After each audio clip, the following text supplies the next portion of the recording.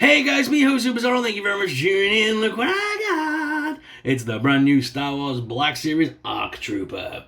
This is from the Clone Wars, which is the original cartoon Clone Wars, long before the CGI one. This is the one that was on Cartoon Network, very much inspired by Samurai Jack, if not by the same people. And this was very much brought to life in a very unique style they rendered itself well for Star Wars, to be honest. I really enjoyed the cartoon. I've got both DVDs to this day. I'm not sure if it's on Disney Plus here in the UK. I can't remember if it ever made it to Disney Plus, but this version of the show was awesome. And I'm glad to see these card backs, because this is really nostalgic and cool.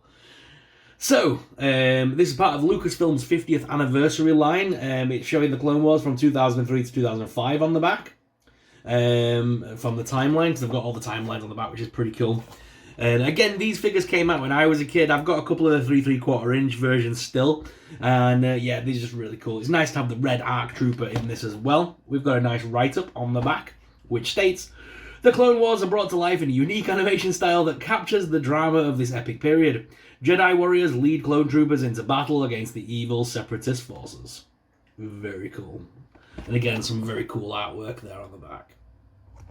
Right guys, without further ado, let's get into this one. I'm really excited to have this one in hand. Oh, Mr. Soup's dropping off coffee. Thanks, all. So we've got a blaster, we've got the larger rifle blaster, and then of course we've got the figure himself. Very cool. Right, we're done with that. So yeet! And we've got the figure himself looking awesome. Has he got a head under there? There is a face sculpt under there. There's a head at least. I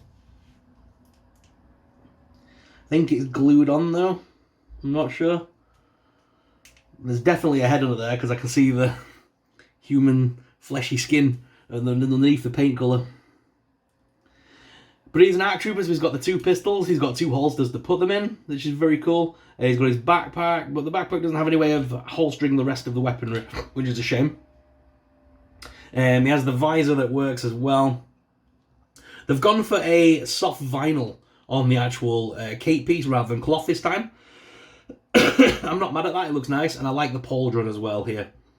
I just wish I knew if that the helmet was meant to come off. Might have to heat it up at some point and have a go at removing it. Because there is definitely a face under there. Right guys, let's go straight to desk cam and have an up-close personal look at this awesome figure. So let's go to the desk cam. So here's our clone trooper out of the packaging, looking pretty cool. Like I say, we've got the larger rifle gun here, which is pretty nice. Then we have the smaller blaster, which is the usual standard issue job. And then the figure himself. The figure looks very nice, actually. I'm really happy with the way this turned out. Like I was saying, there is definitely a head under there. And the mask does move a little bit, but it's not enough that it feels like it should come off. But I'm guessing with a bit of heat, and you'll be able to get that off. Because like I say, there is a full head under there. Be interested to see if it's an updated face sculpt of Tamara Morrison, or whether it's just a standard like blank face or something because it's under the helmet. I don't know.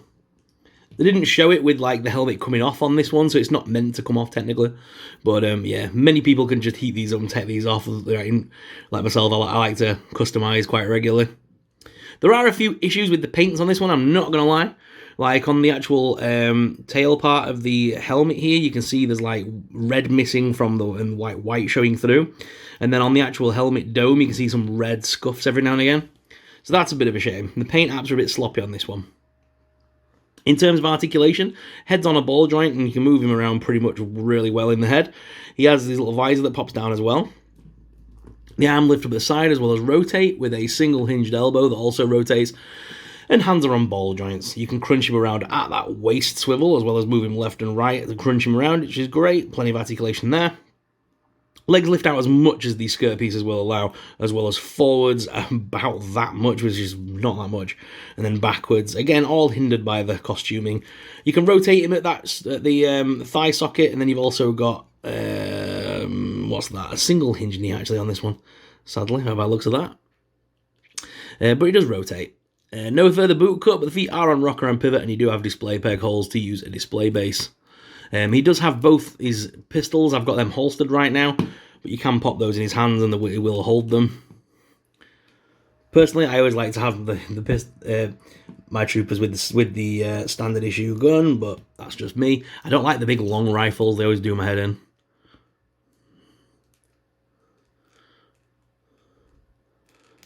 You can always get them to kind of do the at ease kind of posts, holding the gun.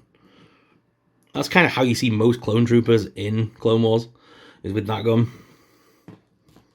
With him being the ARC trooper, I'd probably display him with the pistols, to be honest. And then, of course, we've got the larger one. Again, I'm not a big fan of this one. This weapon always seems a little bit too long, and it just hangs off the shelf and just looks ridiculous. So unless I'm doing a display, I tend to ignore these weapons. Plus the fact that his hand doesn't wrap around that scope very well. Yeah. Not for me, that one. With this one being the ARC Trooper, I'm very much going to be going for the two pistols, I think. Let me pop those in his hands. And again, he holds them really well.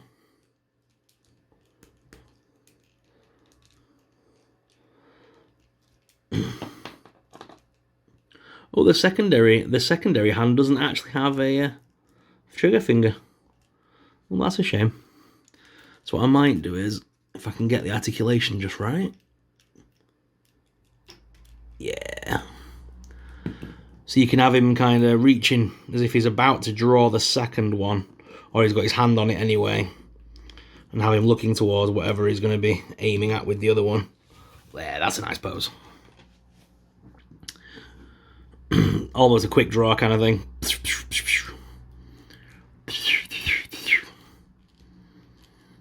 Either way, really cool looking figure. I really like the way this guy looks.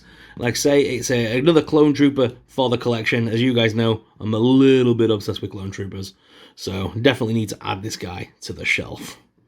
He looks cool. Is this a figure you're going to be grabbing for yourselves, guys? I'd love to know in the comments below. Let's find this guy a space on my shelf. We'll have him then next to Cody and the rest of the troops. Yeah.